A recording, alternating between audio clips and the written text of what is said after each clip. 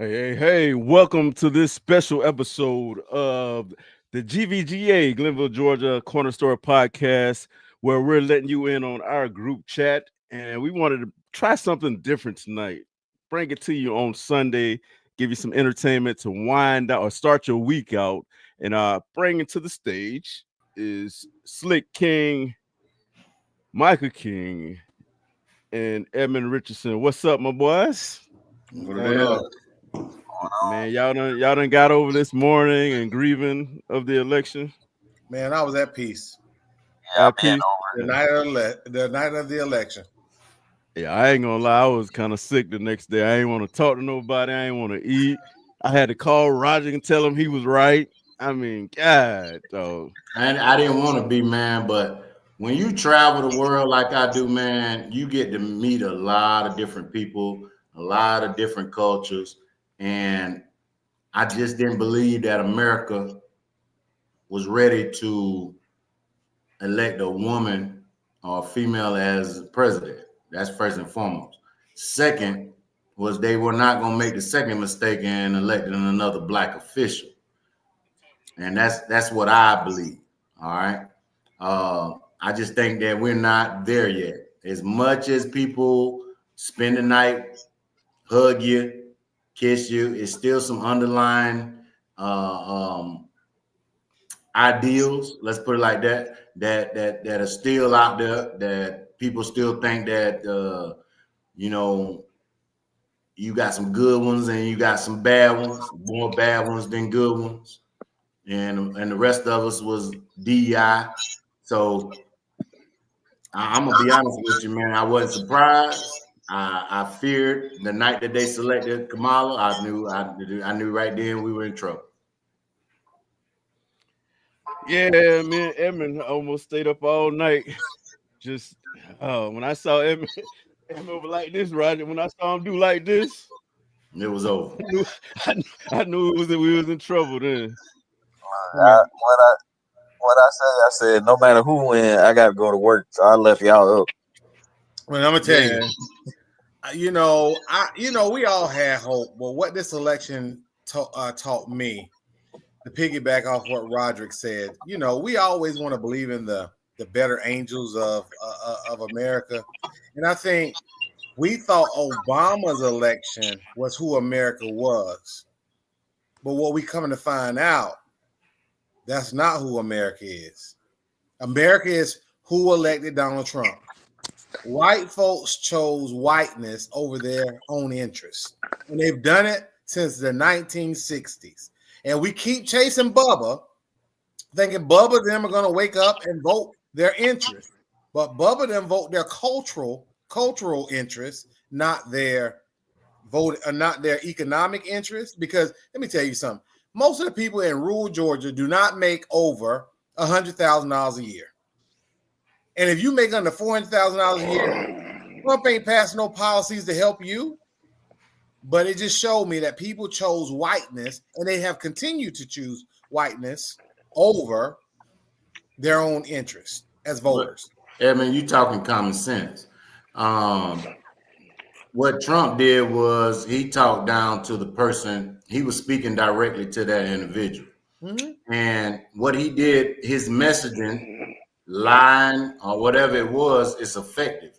And we as Democrats are sitting there and we trying to tell people about infrastructure bill. Who cares? I'm gonna be honest with you. What did a new road do for me? Nothing. But see, here's the thing. And I agree with you. Yeah. What this taught me too is that you have Democrats trying to run an adult election. Mm-hmm. And Trump is speaking to an electorate that's not quite mature yet, because we go off of how we feel at the moment. We don't go off of the structural things and the way things are projected. So now he'll come in and take full credit for Joe Biden's economy that he's cleaned up and has the country moving in the right direction.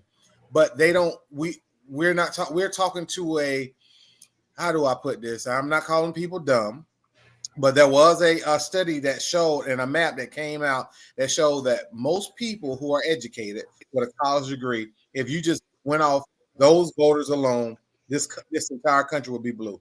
Yeah, But but if you go out, that's the problem with Democrats is that yeah. we keep pushing that technical.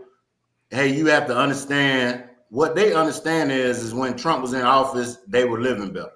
No matter who economy it was, they just felt that they were living better. When Joe Biden came into office, they kept talking over. They over talked the electorate. When I say over talked is, for example, I'm an educated black man. I have a master's degree. I have 2 bachelor's degrees. And I'm gonna tell you right now, I totally didn't understand the infrastructure bill. And when I say the infrastructure bill is I understand the concept of the infrastructure bill, but I don't understand how it impact me personally. Now I'm probably gonna go into gray areas, read the law, and then I can see the angles. But how many people that's got a vote that really did that? You're right. You're absolutely right.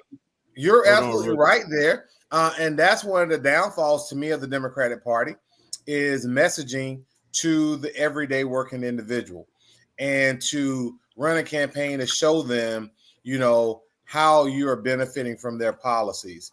And so, yeah, that's just a bad. And let's look at one of the major ads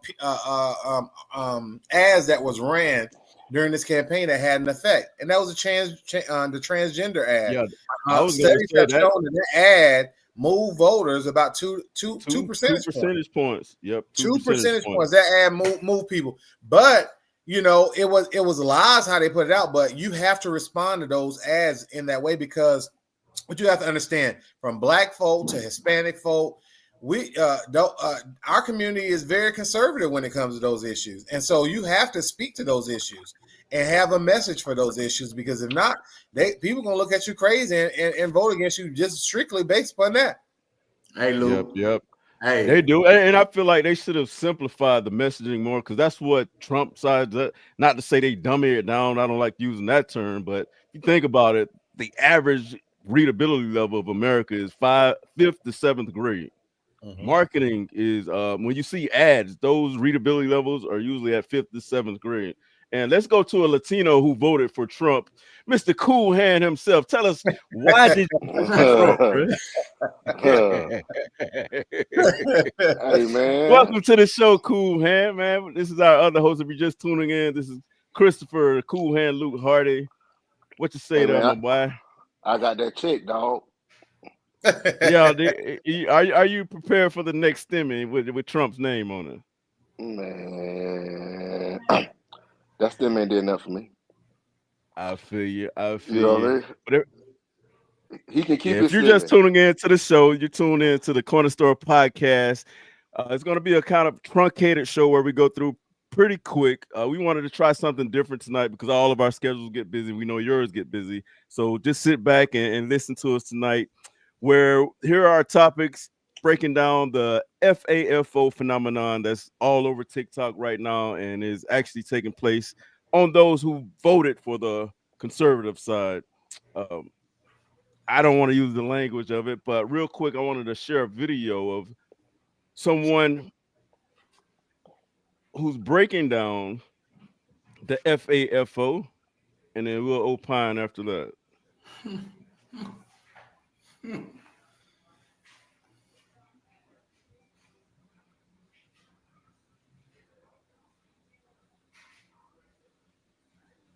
The volume's on. Hold on, let me catch the volume here. All right, let me know if you guys can hear it now. On another episode of Now Finding Out, we're going to talk about all those jobs, those American jobs that he promised. He was going to take all of the American jobs back from China. That's right. He was going to move industry right back to America for Americans to have jobs. Well, I guess you should have read a little closer, because the plan actually is to move those businesses out of China to Mexico and India, where the labor's even cheaper. That's right. That's right. So you don't have to worry about deporting anyone. They're just going to go down there and take your job. They don't even have to come here to take your job anymore because he gave them your job down there. That's right. Mm. So funny when the racism just comes right back and bites you right in the ass.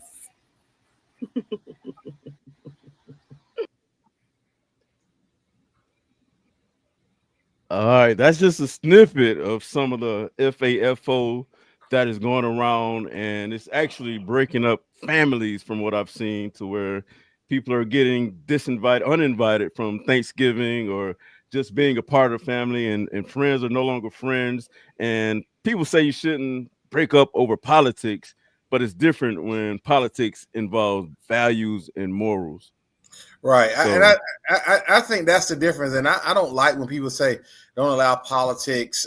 We can agree to disagree. We can't agree to disagree on racism. If you support this man, there ain't nothing for us to talk about because that's just like you saying, oh, I like what Hitler was proposing economically because the same thing happened in Germany during that time. But I like Hitler, and I'm going to vote for Hitler. I like Hitler's policies. I'm going to vote for Hitler. Nah, a Jewish person will look at you like you crazy, man. And that's how I see this election and people that support Donald Trump. I mean, just look at his cabinet positions. All these black people out here shucking and jiving for him. Ain't not one black person in a high-ranking cabinet position in his administration. And these people are unqualified. They're not qualified for these positions, but then they want to come at us with DEI, racism. And see, I hate when white folks try to call us racist for calling out this mess.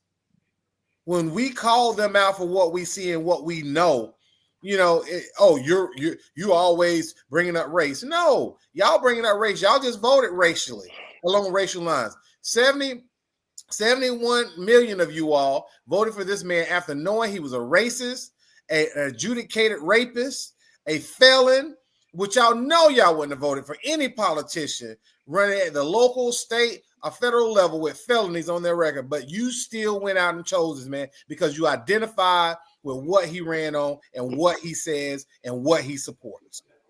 You don't think that's a problem that the Democrats, to me, that's our problem. That's our problem. What you mean? When I say that's our problem is everybody knew who Trump was. Everybody knew what Trump's agenda was. But for some reason, 71 million people voted for this man. And on top of that, you can't get me to believe 71 million people are racist. All right. well, you have to look at the demographics of. You got to look at demographics of his voters. See, my thing is he didn't improve his numbers as far as broaden the electorate. He got 74 million votes the last time around in 2020. He even underperformed himself when it comes to his vote totals. What happened was many of our voters stayed home, about 15 million of them. And they did their job. See, campaigns are about, when Donald Trump knew his ceiling. In order for him to win, he needed a third party candidate to take votes away from the Democrats, or his strategy was to tamp down the black and Latino turnout so that he has a chance to win. And they were very effective. Is she black enough?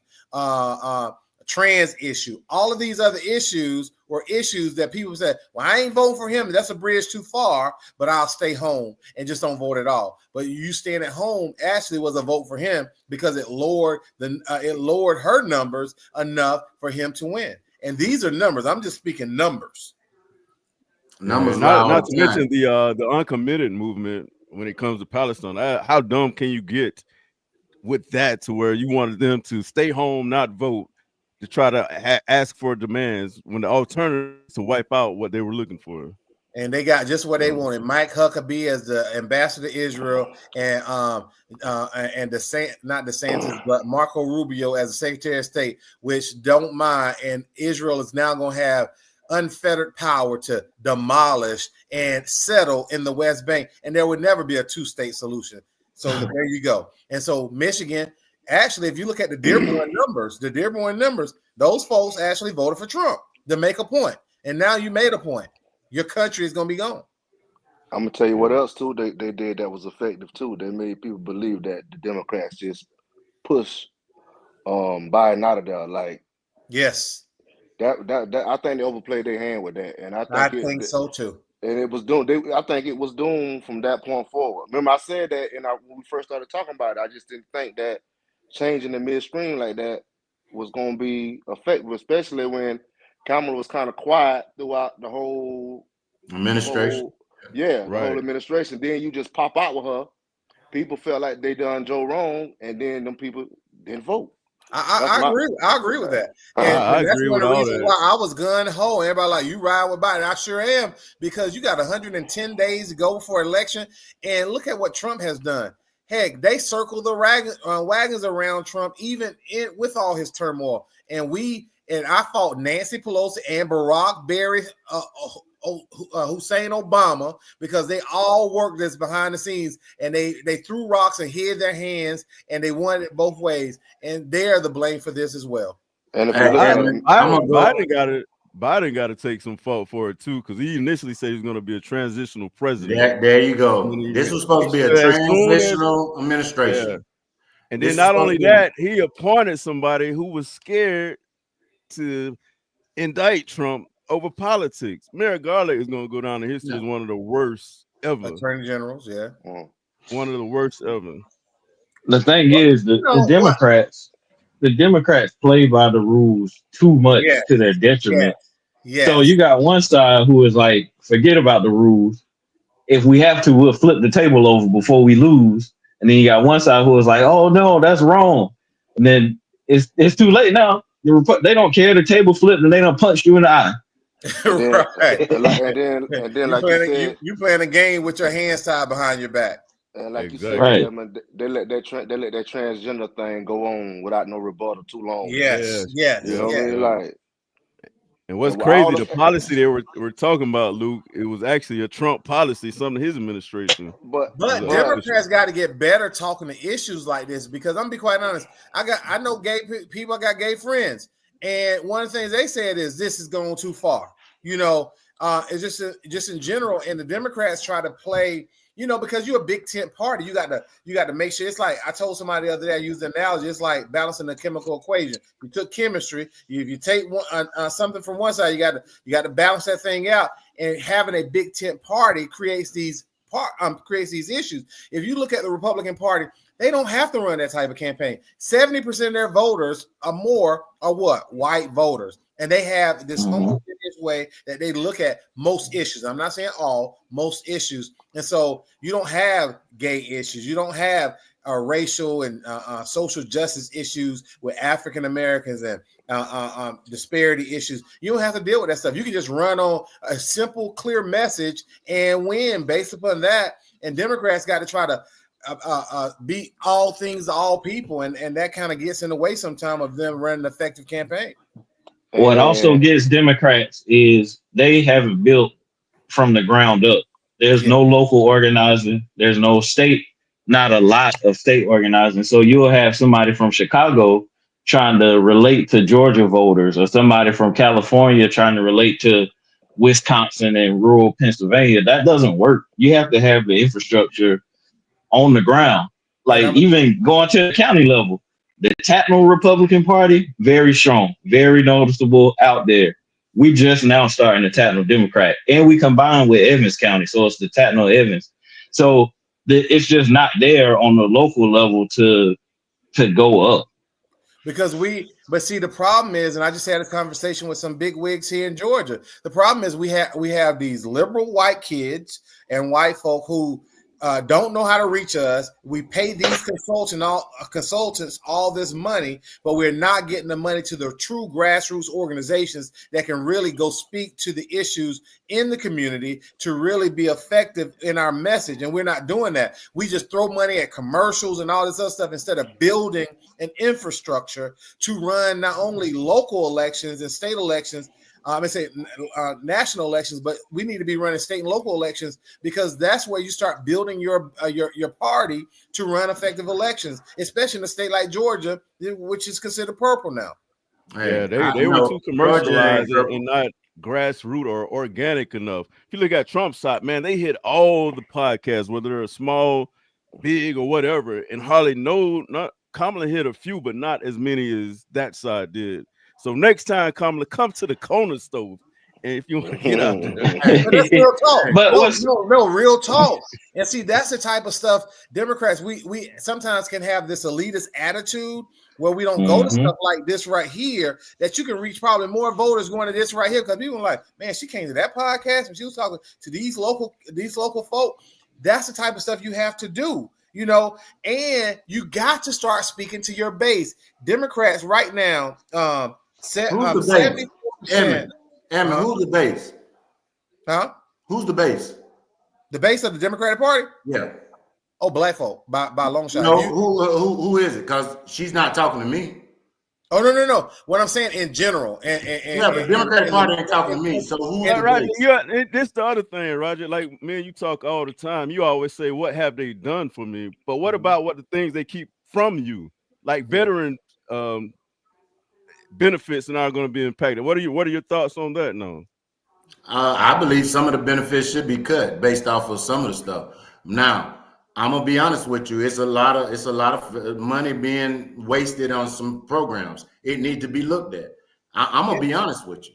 Now, what I'm telling you is, y'all keep. It's almost like that. Well, he did this. Every time I say something, I ask you guys a question. You say, "Well, they do this." What I'm telling you is, the Democratic Party has not talked to me in a long time. You get what I'm saying? I hear you, Roderick. I mean, there's a whole lot of stuff they don't speak to me about, but it depends on where your values are, right? So if my values are in, I know I'm all right. Even in this Trump administration, let's be honest, I'm going to be all right. We don't continue to lose based off values. They have already showed you. But what I'm saying is, I'm saying, what do you value policies doing? Do you value policies lifting up the least of these? Or do you value policies that believes in the trickle-down effect, keeping taxes lower? Not even for you, because if you look at necessarily policy-wise, like, are you making over $400,000 a year? Nope. Right. So the Democrats' policies is not to punish you, or even to punish the rich, is to make the rich pay their fair share. Even Bill Gates said, not Bill Gates, but Warren Buffett said that my secretary, I should not be paying a higher. My secretary should not be paying a higher tax rate than I pay. Her tax rate is at 30%. Mine is virtually zero. But on paper, it's this loophole. But what I'm saying is, I support a party that champion policies that's going to uplift the least of these. Not to say I'm going to benefit from every single policy that they pass. I just know it's good for the economy and good for everybody that I want to see win. And we're going to lose. Yeah, but a rising tide lift all boats, though, Slick. Like, you're doing as well. We're doing as well as we are now. If those below us are doing better, you don't think we're going to be pushed up to do even better? How much pulling you got to do? See, my thing is, the Democratic Party got away from the middle class family, and they got away from that, and they started doing things that did not apply to everybody in the middle class family. So what in your y'all gonna let me finish talking, or what y'all gonna do? What we gonna do? All right. I let y'all talk. Let me get my point across. No, that's what I was gonna say. I was just asking you to clarify this as you was talking. Like, what is it that you're looking for? I'm telling you, the Democratic Party has not talked to middle class individuals. So what we've done is we have decided that we're going to do these moral options, and I agree with you. When more things like paying the school loan. Most of the middle class didn't have them student loans. You know what I'm saying? Yes, it did. Most of them didn't. That's the biggest. That's who has the student loan. Those are the most people that saddle with this student loan. Okay. We the one went to college. And y'all the same two that told me Kamala was gonna win. Now you are different because you went to the military, and a lot of military folk that you were around and benefit from the GI Bill, so they don't have those problems that we have. What I'm telling you is that I'm not saying that those weren't the right decisions. What I'm telling you is the people that I've met, the people that I sit at, are not all military members. And the first thing they said, they did not like that law. Now, as they tweak that law, the tweet that helped, saying all those that did, government officials, teachers, that made more sense to me. All right, but just the blanket give it away. No, people walk their butts into that financial office. People sign for those financial items. If people have more money, disposable money, what are they going to do with that money? Can I say this too, though? I disagree with it. Goes back into the economy. And who does that help? But can I say this right here? See, this is why policy Democrats, it's you're damn if you do, you're damn if you don't. See, there are policies that were passed during the Reagan administration that made college this unaffordable, that people don't talk about. We miss that, and you see this these unaffordable college prices that's going up that forces, especially these first generation students, to have to take out all these loans. See, we're not even in a situation, it's structural, because many of our counterparts that don't look like us on this podcast, they had what are called home. They were getting HELOCs and all these other things for their kids to go to school. They were taking out loans on their houses to send their kids to school, so they don't have the same issues we have. But we are first generation college students. The only way we could go to college if we took out a loan. I agree with you. I agree with you. So what I'm saying is, it's astonishing that people want to say, "Oh, I don't like that," but you all benefited from the GI Bill, and I'm not talking about y'all. Back in the 1940s, after World War II. The biggest expansion of the middle class in America happened because of government aid. It was because they were able to go to college on the GI Bill. They were able to buy houses that Black folks were excluded from, to create this wealth that they're benefiting from today. And now you're going to tell us that we shouldn't have these government programs no more. I resent that. And that's the type of stuff that we have to educate our people. I guess y'all missing the whole. Y'all taking it way back. This is my question for you, Slick. What would you like to see done for people like you? Something that's impactful. Taxes, credit on family daycare, stuff like that. That's the items that the middle class family wants. They ran on that. Like what specific though? Like you had 4 years, you didn't do it. They passed it. They tried to, and they tried to pass it in the what's the first bill that came in? They actually passed it, but it expired. The whole child tax credit, and I benefited from it, where they gave you $500 up front. Where they gave you the money up front, and you could actually, I was paying school tuition with it, to be quite honest. And so, look, I definitely benefited from that one. And they tried to extend it, but guess who blocked it? The people y'all just voted for. Let's get real. Let's get real with this here. What I'm telling you is, I got it by student loans. That was a choice. Just like it was a choice for me to go in the military because that was a benefit. It was a choice. I made one decision. Somebody that took a student loan made another decision. What I'm telling you is that you can't go up there and ask society to correct your mistake that you made. You get what I'm saying? Was it a mistake though? Society to make a mistake that you made because you were offered the same opportunity as I was. How is it a mistake though, Slick? I didn't say. That's what you saying. You saying the student loans. Y'all made it a reason why the student loans was not. Why do people go to college? A lot of people go to college to help get a degree to help better themselves. What do most high-paying jobs have on their application? College. Or requirement or recommended? I know what you're saying. But what I'm telling you is, if it's the construct of society is set up that way, how is it a mistake to try to get ahead by doing it? I didn't say that. You said it was you complained about the financial aid. I did. My biggest thing is why we don't keep the same energy for big corporations. It's okay if they get bailed out. We talking about one different thing. But I'm saying we don't keep the same energy. When I was in the housing market, my whole industry got bailed out, and nobody complains about it. Hey, everybody eat off the trough. And I'm gonna tell you this like I told everybody else. Everybody's eating off the trough. They rather feed the big pig than the small pigs. I'm telling you, everybody wrong. Well, why everybody can't eat? That's my thing. Why everybody can't eat? Everybody can't eat if you ain't putting the same effort in. But we're a part of the same system. Huh? Everybody can't eat if you ain't putting the same work in. I can tell you this. And I'm gonna tell you something personal. I paid almost $30-some thousand in taxes last year. I know some motherfuckers that didn't work for 6 months. Got $15,000, $20,000 back. Yeah. That's a slap in the face for a taxpayer like me. But guess on what the though, flip Roger? side Guess of that, what though, though, Roger? I know That's a slap in the face for a taxpayer. There are like there are loopholes in the tax code that allow them to do this, Yeah. where they can go in here and get them a I'm not even talking about them guys. Yeah, well, on the flip side of that, though, I'm talking about folks that's on welfare, because guess what? The system is rigged. Where there are some exceptions to the rule, and I'm not saying it's all bad, the whole system, but there could be some reforms in the system where you go get a what they call it, a W-4. What they give you when you go work? A W. W-4 is what we get back when you go a 1099 form. They'll go out and work or get a few weeks of work in, so they can go claim all the tax credits for the low income tax credit, and they get back like $10,000. Now I don't agree with that myself. I believe that there should be some strings attached to many of these government programs. So I'm not arguing with you there, Roger. Yeah, but I agree with you on that. Is y'all think that I don't care about the community? That is not my case. My case is the message towards me and why we lost the election. It's because of the messaging that we got.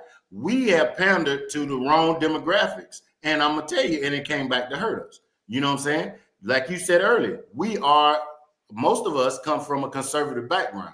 You get what I'm saying? Most of us don't agree with a lot of things that the Democratic Party pushed. On top of that, I looked at a commercial that was talking about abortion. They had women on there that was 60-something years old talking about abortion. That's the wrong demographics to be looking at. You should have been talking to 18 to 25-year-old if you wanted to make an impact on that.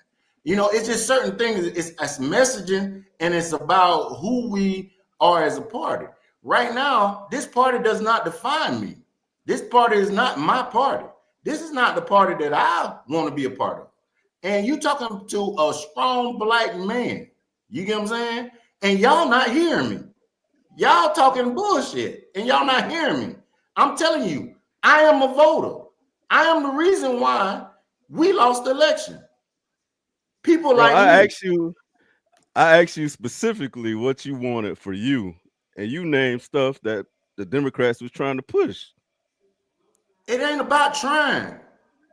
Well, they actually did. In some cases, they did. It got to me. It looks. I look at who's trying to do something for us and who's trying to block it. I can't vote.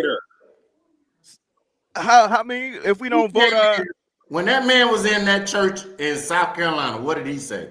Edmund, you historian, go on back and tell me what he said. I'm here because the black people put me in office. Then we as black people internally fighting. Black women put him in office. All right, that's the first slap in the face for a man like me. You know what I'm saying? That went out. You're absolutely right there. As far as I hate that whole argument trying to divide black men and black women. We are actually we are two of the most loyal groups of the Democratic Party. I'm be quite honest, and that's when I say the base, because honestly, Roger, we only voted at 50 in Georgia. We voted only 58% of our power, right? If we would have voted at 70% here in Georgia, Kamala would have won the state of Georgia. But we didn't speak to people like you well enough, and others for some reason. Which we talked about earlier, we got to start building our base, because I always felt, I'll toe the party line sometimes, but I always felt that we were chasing fool's gold, trying to chase Republicans that crossed the vote for us. Yep. We should have been spending that money trying to get the base of the Democratic Party out, to speak to those folks at the barbershop, to speak to the Roderick Kings and others, to try to solidify your base. Because if you would have got your base out, because those Republicans, they actually voted at a higher rate this time around. If you look at the previous elections, white folk they voted at 57% in 2018. They voted at 72% in 2020, where Joe Biden beat Trump. And then white folks, it went down to 58.5% in 2022, and then 74% this election. And we voted 50%, 50.7% in 18, 60.2% in 2020, when Joe Biden won, 45% in 2022, and 58% in this election. We must be above 60% if we're going to have a fighting chance to win the state of Georgia. What it goes back to saying what happened. Hey, And I tried to explain to you guys that, vote. I'm gonna vote for the record, I voted for, what I'm saying, straight down Democrat. That's my party. But just to let y'all know. But what I'm telling you is that I almost voted against my own interests. That's what y'all talk about that all the time. Lower taxes, tightening up on this, tightening up on some of the flub here. A lot of that I agree with. You know what I'm saying? A lot of it I agree with. I'm gonna be honest. I think a lot of times when we look at policies, we just look at them straightforward. Nobody looks out the return on investment. What does those return on investment look like with all of those? But for the first time in history, student loans was higher than credit cards, bro. Let me ask Roger. How does that make for a sustainable ecosystem? How does that even like for you, like you brought up your example? I just found out 100% veterans on disability don't pay property taxes. I can say, man, why they don't pay property? We get taxed up to a portion. Well, apparently here in Florida, but it depends on your state. It depends on your state. They don't pay no property tax. Yeah, here in Georgia, property tax. Here in Georgia, let me ask Roger and Edmund too. Mainly Roger. Like, what can, let's say, hey, we start from scratch. Democratic Party start from scratch. We want to come up with messaging that's going to reach the Roger Kings of the world. Because I'm gonna tell you, that's a hard if we just talk about Roger Kings, that's a hard demographic to reach. I'm gonna be honest with you. But what's the messaging to the Roger Kings or to that base that we talk about? What should they say? What Roger wants is, and most like any other person that I can pull off the street, including you guys, is that you want your work to be how can I say, rewarded.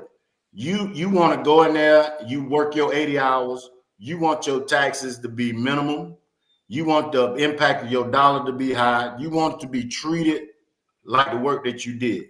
You want to be able to afford healthcare, you want to be able to afford to go on vacation, you want to be able to live somewhat of let's say, a good life. All right. But it seems like to me, we are the ones that are paying the taxes. We are the ones that's got to go up there and go to the military so we can get free college tuition. You get what I'm saying?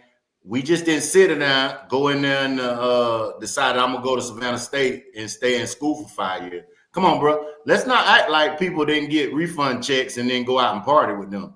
You know what I'm saying? Let's get in the real deal thing. That money didn't always go to tuition. That money didn't always go. I know many, come on, I'm from the same place y'all from. I know many people that went and got those loans and then they took them loans and went shopping with. I know many of them that was on food stamps while they was college students. I know many benefits that I didn't get offered, that I was struggling, being broke payday to payday, in the military, being away from home, that I didn't get the opportunity, but I didn't hate on that. You know what I'm saying? I don't hate on that. But what I'm telling you is, I don't believe that all the help should go there. Some of that help should come to me. I need help too. Hey, Roger, I feel you. I mean, I need help. It goes back. But here's the thing that I think is the biggest issue that's an impediment to the Democrats' message. We are now in an echo chamber of where everybody are going to their silos for their news, and social media has enabled a lot of these conspiracy theories and a lot of the misinformation to really circulate and become real messages of truth, which are false, right? And I say that because if you look, I read an article the other day. It said that it was a Washington Post show that before the election that voters overwhelmingly preferred Harris policies to Trump's if they did not know which candidate proposed them. A Reuters poll from October showed that voters who were misinformed about immigration, crime, and the economy tend to vote Republican, while those who knew the facts preferred Democrats. Many Americans turn for information to social media or to friends and family who traffic in conspiracy theories. As Angelo Caruso of Media Matters put it, we have a country that is pickled in right-wing misinformation and rage. And it's hard to penetrate that message. When I overlooked this, and Roger, you kind of, started speaking to this earlier, but I didn't realize how prevalent it was out there.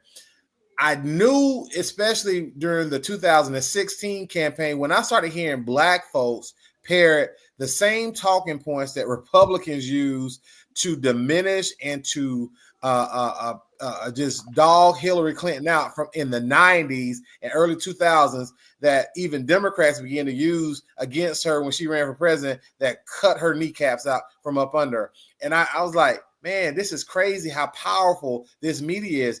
And the Republicans have it's hard. That's the reason why a president would never be impeached today, especially a Republican president, with all the crimes that Donald Trump committed. Because if you watch Fox News every day, you listen to Rush Limbaugh, God bless his soul, or talk right-wing talk radio every day. Joe Rogan is the biggest. Or not. All these folks, it's solidifying your thought process where you can't even hear truth. So how we having a conversation right now about how we agree to disagree, you can't even have that with somebody on the right, because everything you say is a lot of them because of what they get every day. I don't argue with them. I'm gonna be honest with you. I don't argue with them. Me being in the Air Force, I've been around Republicans pretty much for 20 years. They know I was a Democrat, but I didn't spend time trying to argue my point. I remember one time Clinton gave us pay raises. The military was having a retention issue, and they was trying to close the gap of pay between the civilian sector and the military. So over 13 years, Clinton gave us a raise. You get a raise every 13 years until the gap got closed. So obviously Clinton only in the office for 8 years. Guess what? Some of them pay raises came during the Bush era. And the first thing they said was, man, Bush gave us a bigger pay raise than any Democrat ever did. That let me know right then that people didn't understand how the government worked and how it processed. All right. And I quit arguing then because they didn't understand it. They didn't know. They thought that just because the DOD has a big budget, that money is going to trickle down to the soldier. And it's funny, and y'all don't even know this. Every time we got a pay raise, Luke, you had a kid in the military? Yeah. Did you use daycare? No. All right. When I used daycare in the military, they went on pay. All right. Basically, your rank. They would take your rank. With me and my wife both having our first kid, it was both of us E4s. I paid the same rate as a major did. That paid that his pay was about $20,000 more than mine. All right, and I paid the same rate on daycare. At one time, I had 3 kids in daycare. I was paying $1,800. All right, yeah, that's crazy. $1,800 a month. So when y'all sit there think that we ate cheese while we were in the military and that we didn't deserve this free education or these VA benefits, when y'all don't think that we because we don't believe in certain things, that, y'all get this, you in the VA, y'all ain't got to pay taxes. Guess what? Damn it, I earned most of this shit. I went out there. We support that. I believe everybody should get it. I feel like y'all don't get paid enough. I've read where we didn't listed our own food stamps, bro. Most of us are getting paid now because the second job plus what we earned in retirement and disability, that second job is making us middle class. But here's the thing, though, Roger, that you just brought up a great point. See, I'm savvy enough to know that it was Democrats that actually advocated for more pay for the military, pass the new GI Bill, pass all of these different policies that benefit these folks. And people don't give them credit for this type of stuff. And they're out here on the front lines where Republicans just come in and just because who they are, they get it. And another prime example of that was this recent election. It was the Democrats and Joe Biden's administration that saved the unions' pensions. And guess what they did? When it was time to endorse, they stayed on the sideline because their members are so wedded to whiteness that they don't even know their own interests. You have an administration that's the most pro-union administration probably since whatever president when unions even started, and you didn't even support the candidate in the race that supported you having your pension. Do y'all think we need another party? We ain't needed that. I think we need to think about it hard, but if not another party, we need to think about redoing or basically starting from scratch. That's a better idea. We're scrapping the whole system. That's what I agree with too, bro.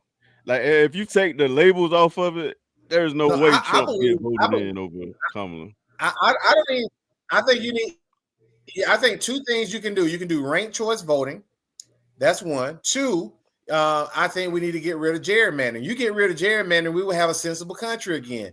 Because like I said back, when we first started this, gerrymandering has forced both parties to cater to the extremes of both parties. We don't meet in the middle no more to have sensible conversations on how we solve the problems of this country. You're right, you're wrong, and that's where we stay. And hopefully sometimes we come to the middle to maybe to pass a few pieces of legislation or not. But if you know you got to keep your seat because you got to get Republican voters and you got to get Democratic voters in order to stay in office, I guarantee you'll start seeing a different outcome in this country. And that's why politics is so important, where I tell people, I hate when people say I don't do politics, because if you don't do politics is going to do you. And we got to change some of these things, man. I'm going to tell you this. I believe that. Hey, real quick, I know we're moving on with the show, but if you're just tuning in, it's the Corner Store Podcast special show tonight where we're popping up, giving you guys a little bit of politics talk. We're on our FAFO segment. And we're going to keep the conversation going, but moving it along just a little bit with holiday family feuds. Is it right for people to disown or uninvite those in the family to Thanksgiving or Christmas this year? Nah, everybody got a voice. Everybody got to live their life and they got to vote. I know for a fact that I got an uncle that's a Trumper. Me and him talk all the time. We just got different ways of seeing the world, I want to say it's two of them, but I know for a fact it's one. So I ain't got no issues with that, So do you have an issue with those who do it? Yeah, I mean, to me, like I told you, me and you guys, I got family up here, I got friends up here, and we don't see eye to eye on politics. You know what I'm saying? We don't see eye to eye on it. Sometimes the conversations get elevated, but when we get off the phone, I'm pretty sure, after y'all call me a motherfucker 2 or 3 times, y'all be like, man, that's just Rod. That's just him. You know what I'm saying? And we still good. So why you can't do that with your family? Right. Yeah. I said, I think this one's a little bit different because morals and values, and like the divorce rate has actually gone up after this, because I guess women feel like men don't love them like they thought they did, and you have people who've gone. So they didn't vote for Kamala? No, I'm just saying. I was never a fan of Kamala. So and I don't even think it's about her. Period. I think it comes down to the think for people, like, you ain't got to be a fan of hers, but I think people just look at the values that went out in this election. And people are saying like some of this stuff is non-negotiable, especially around racism and sexism and eliminating a woman's right to with reproductive freedom. All those things play a part. Like, I have Republican friends who stood on principle and they just couldn't see themselves voting for Trump, or couldn't even see themselves voting for Kamala. That's fine. But they stood on principle, and I can respect that. And we cool. We can agree to disagree.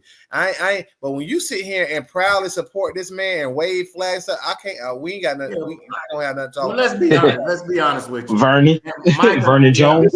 Michael, I got a Everybody. question for you in a second. But let's be honest with you. A lot of them people voted based off race. I'm gonna be honest with you. But a lot of them people voted. They pinched their nose and they voted because they was based off of what they thought he can do for them and his policy and procedure. I would agree with that. I would agree with that. Democrats do it all the time. But you know what, Roger? I will say this right here, based on what I just read earlier and what I do know, looking at these numbers and reading some of the analysis and stuff, a lot of folk are very uneducated when it comes to these things, and they bought into the propaganda of who, like, what the things that Trump did, and they probably felt like their lives would be better when, you're right. I can see. We were speaking algebra. Them jokers were down there in 1 + 1 + 2, and they won. You know what I'm saying? It's kind of like this. Finding out now, though. It's kind of this right here, man. If you swap head coaches in the middle of football season, what's going to be your result at the end? 9 times out of 10. Did you see that one team that went? They was 5-0. Who was that? And they fired the coach in the middle of the season. Kennesaw. No, Kennesaw was losing before that. It was another team. They started the season off 5-0. They was talking about Saturday, and the coach got fired for whatever reason, and now they done lost 5 straight games. And all they need is one more to be bowl eligible. I'm gonna give you something better than that. You see where the Milwaukee Bucks was at when they had Adrian Griffin? Yeah. What happened to him when they fired him about in Doc Rivers? Yep. Same thing just happened to the Democratic Party. Yeah. Exact same thing. Well, it goes back to what Edmund said. They have people leading campaigns that don't speak to us. They don't know our culture. They don't know how we move and how we respond to things emotionally. The Republican Party buys into that quick. What? Remember that time I asked you? I said, "Who in the hell advising Biden?" Y'all remember that? This was way back in the summer. I said, "Who in the hell?" Yeah. Remember when they wore them? What's them African shirts? Remember they wore them shits one day? They wore dashikis when they. Who is the person that's sitting there saying, "Hey, hit them with the Juneteenth. They're gonna be happy." You know, being privy to some of these circles and these folk, man, they give black folks crumbs, and then even the black folks that get their crumbs, they become gatekeepers too. But they're gonna have to start bringing in people at the grassroots that can speak the language, not having Megan Thee Stallion and artists to come up, because that don't speak to all black people. And why you and Shannon giving me such a hard time when I tell y'all what I want? Why do y'all want me to feel like I'm some guy that made it on the hill and don't want to put my hand back? But why do y'all make me feel like I'm ungrateful and I'm just what I like about it, though, you give us the ability to see beyond what we need to see sometimes, and ground us again too, because sometimes we can get caught up into the minutia of policy when it's not actually reaching the people that need to be reached in order to understand the benefits of things like that for them. And so you're right. Everybody can be right at the same time now. And I think you have a major point as far as, because you are those type of voters, and I come across people like that all the time in the barbershops and things like that. So we got to figure out how we reach these people and have a message for them. Hey, Michael. So when you got off, I got back on and watched the show, and they had this dude on there. I don't know who was Hot Dog. It was your boy, wasn't it? That was Shannon friend. Yeah, Shannon friend. Yeah, dude. Hey, that boy ran me hot, bro. Why? You made me hot. Why? Y'all better be glad I wasn't on it. My internet was down. I was hot, bro. Why though? But you know what I learned from that, Roger, though? You know what I learned from that, though, is that it goes back to what we were saying earlier. Some people you just can't reach. Some people done went down that rabbit hole. You can't even get them back. Well, they so far gone. It's not even the other piece of that, people have ulterior motives of grifting. He's a grifter, man. he does that to gain audience and engagement, and people send the money for that. So he tries to be a contrarian but sound intelligent at the same time. So you go to his page, he's always talking about Lamar Jackson, Angel Reese. He contradicts himself in the same post where he says Deion Sanders isn't a good coach, and then you come down, oh, that's way to blow him out, Colorado. Like he does stuff like that, man. So basically, he trying to be Jason Whitlock. That's why I call him Middle Georgia. There's a lane for that. There's a lane for that, and people know he kept talking about this policy that they had for land, basically repurchasing land. I didn't get the gist of the policy that y'all was talking about, Edmund. Remember the one he kept talking about? Billionaires, we all should have got together, purchased the land, and we could have did this, got an investment. You remember that, Shannon? That conversation he was having. I can't remember. We talked about so much with that man. Yeah, it was something that was dealing in South Carolina, and y'all asked him, was that a benefit for the community? And he was talking opportunity zones. Yeah, opportunity zones. That's what it was. And we brought up stats to kind of show, because see, they notorious when they talk about black policies. They notorious for bringing the opportunity zone. And I've done enough research on it to know that it's not as good as they those are terrible. And actually, it's only beneficial in those transitional neighborhoods that's being regentrified, where white folks are moving black folks out those neighborhoods. Yeah, you dig down the surface. It was a detriment to us more than a benefit. But moving on with the show, going forward, 2025, navigating the new reality of 47. Luke, how do we get through it together, my brother? Do we come together as a community? I'm hearing people say don't spend money on Black Friday. Don't spend money with the list of people who donated to Trump. Can black people actually do that? No, man, we ain't gonna be delusional now. Let's not do that. For real, we're gonna keep doing what we've been doing. I'm gonna keep getting up, taking my ass to work. Simple. And I agree with Luke. Guess what? We lived through Reagan, we lived through Bush, and we're gonna make it through here. And so, what I want him to do, I want him to accomplish. I want this president to be successful. I want him to accomplish everything he said he was going to do. Because sometimes we all need a wake-up call in our lives. Sometimes we get so complacent. We just think that things are going to always be good and always be the way they are now. And sometimes you need a wake-up call. And I hope he give us that wake-up call to realize, like Coretta Scott King said, freedoms and civil rights are one in every generation. We can't become complacent. We can't, not fight. And I think a lot of people we've taken a lot of things for granted, and I hope Trump wake us up to understand it can be worse.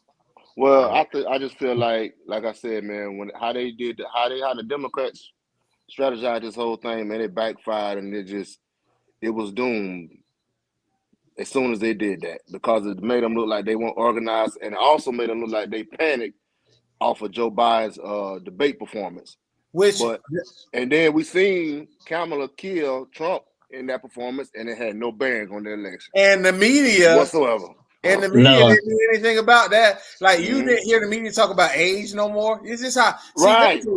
Exactly, bro. I think the media they want Trump because guess what? Trump is good for their bottom line. Because guess what? Every day you look how they cover all his cabinet appointments. This man is reality TV. He knows that all these appointments are gonna piss people off and keep people watching the news. He gonna always say something crazy and stupid that's gonna keep people watching the news, and they won't.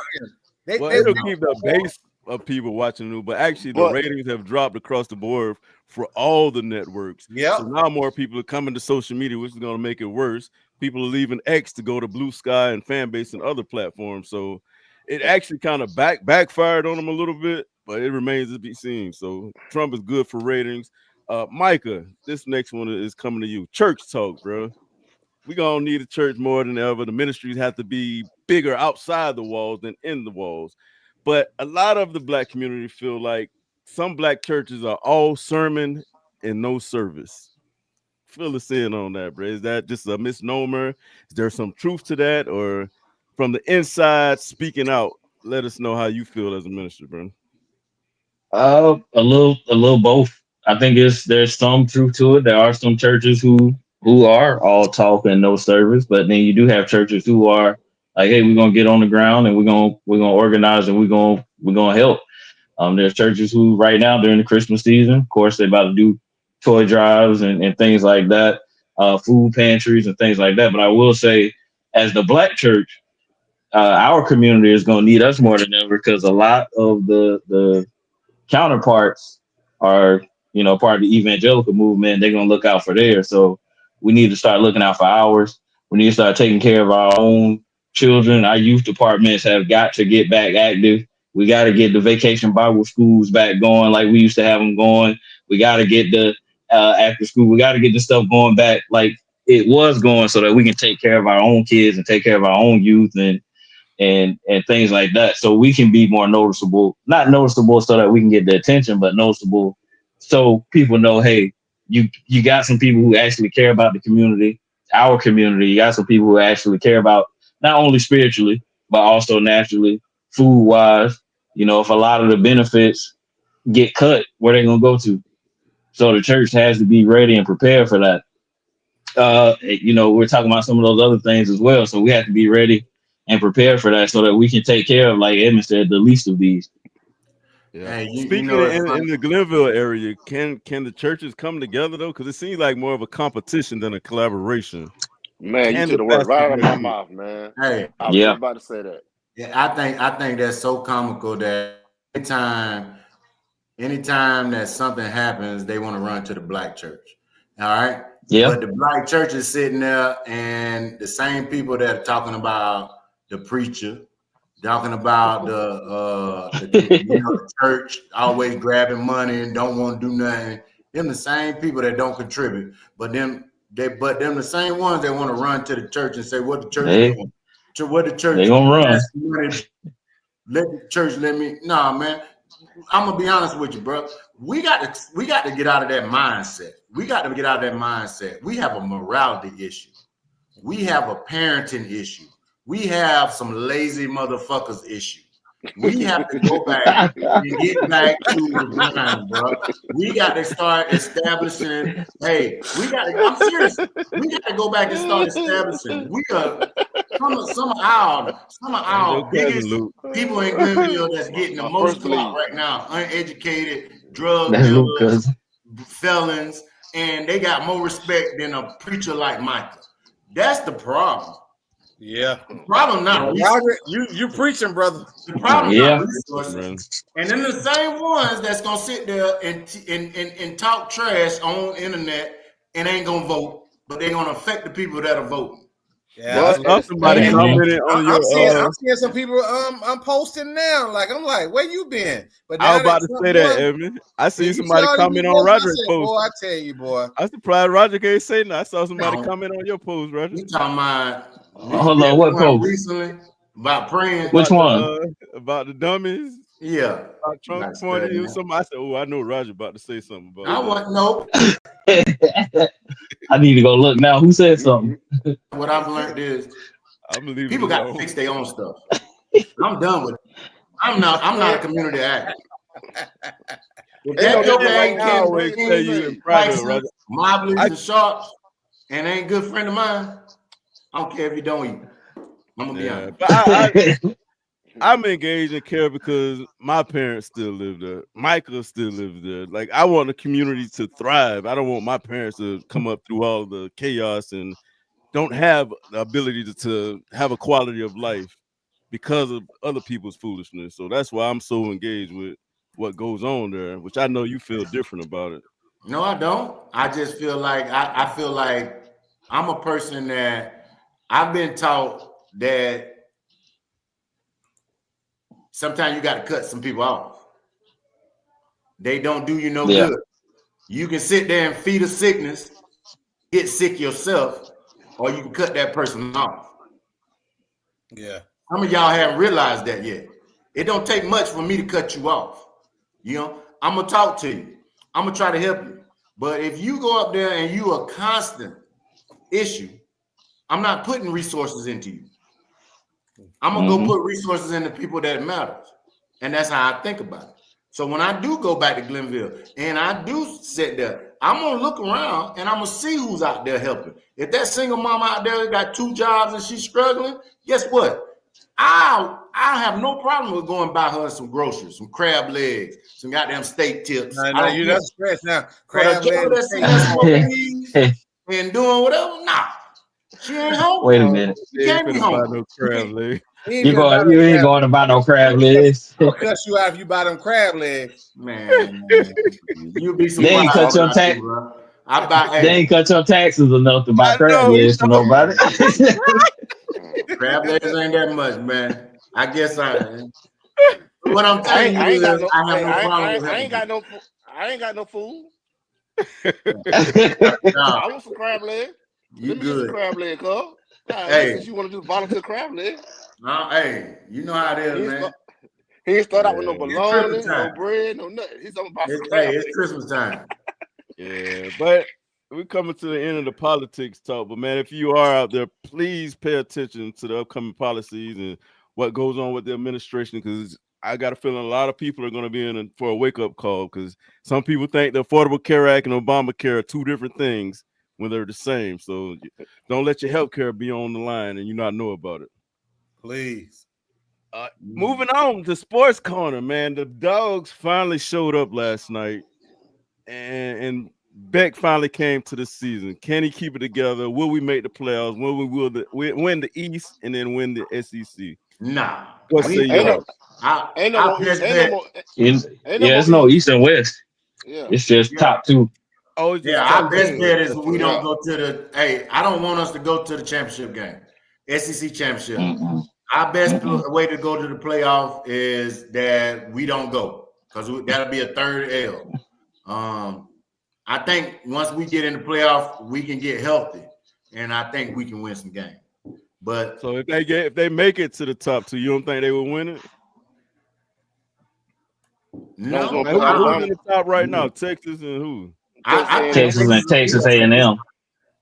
But they play each other last game of the season. Yeah, it's gonna be Texas A&M and. But we need Kentucky. Alabama. We need Kentucky to beat. It's gonna be Texas and Alabama. That's gonna be your SEC championship game. Yeah, you think so? Because right now Alabama's got the tiebreaker over Georgia. Georgia's ranked 4th right now in the SEC. After this weekend, it should be Texas number 1. Nah, Alabama ahead of us. It should be Texas number 1, Texas A&M, and then Alabama, then Georgia. Now we got more wins than Alabama. That's how come we're above. Well, they just haven't played their last 2 SEC games, right? But they got the tiebreaker as of now. Yeah, they got the tiebreaker with us. But I think Alabama and Texas gonna play, and Alabama gonna be the SEC champion. So do they leave Georgia out, or we make it? No, Georgia's gonna make it.